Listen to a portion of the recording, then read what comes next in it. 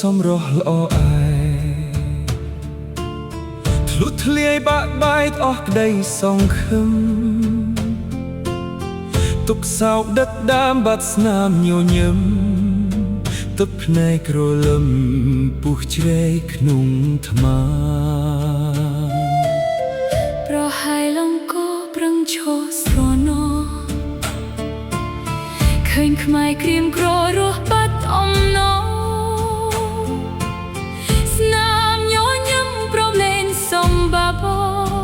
ព្រះបែកបន្តស្រកឈាមសេឡាសំលឹងអាដីកាពិតខ្លោចផ្សាណាត់ខេមរីរងទុកសោកាបបរក្រៀមក្រុងសោះអោរា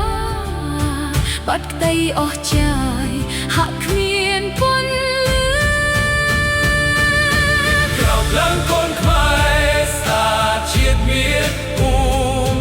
ជាតិសាសន៍ខ្មែរសូមមានឈ្មោះរំទឺឲ្យពិភពលោកបានដឹងបានឮថាកូនខ្មែរឈឺចេះក្រោកតស៊ូអង្គរនឹងញញឹមពេលកូនខ្មែររួបរួមមាតុភូមិរុងរឿងដៃអើ